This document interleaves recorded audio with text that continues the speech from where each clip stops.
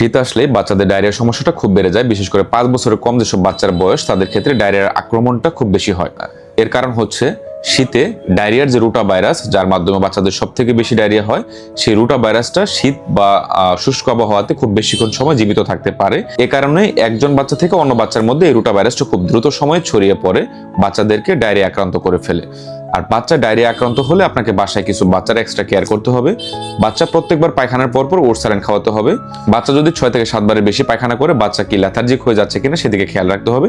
Dehydration থাকলে সেটাকে correction করতে হবে। বাচ্চার ডিহাইড্রেশন আছে সেটা কিভাবে বুঝবেন? বাচ্চার চোখটা দেখবেন একটু গর্তে চলে গেছে, বাচ্চা খুব দুর্বল হয়ে গেছে, বাচ্চার গলা বা মুখ সবসময় শুকনা শুকনা লাগতেছে, প্রস্রাবটা বন্ধ হয়ে গেছে, মানে প্রস্রাব করতেছে না বা 7-8 ঘন্টা পর প্রস্রাব করতেছে, সেক্ষেত্রে বুঝতে হবে আপনার বাচ্চা ডিহাইড্রেটেড হয়ে গেছে। ডিহাইড্রেশন কারেকশন করতে পারলে কিন্তু বাচ্চা সুস্থ হয়ে যাবে। ডিহাইড্রেশন কারেকশন করার জন্য সব থেকে সহজ পদ্ধতি, সব থেকে সহজ উপায় হচ্ছে বাসায় ওটস স্যালাইন খাওয়ানো। প্রত্যেকবার পায়খানার পর বাচ্চাকে ওটস স্যালাইন খাওয়াতে হবে। আর বাচ্চাকে রোটা ভাইরাস থেকে মুক্তি পেতে বাচ্চাকে কোনো ঠান্ডা খাবার খাওয়ানো যাবে না।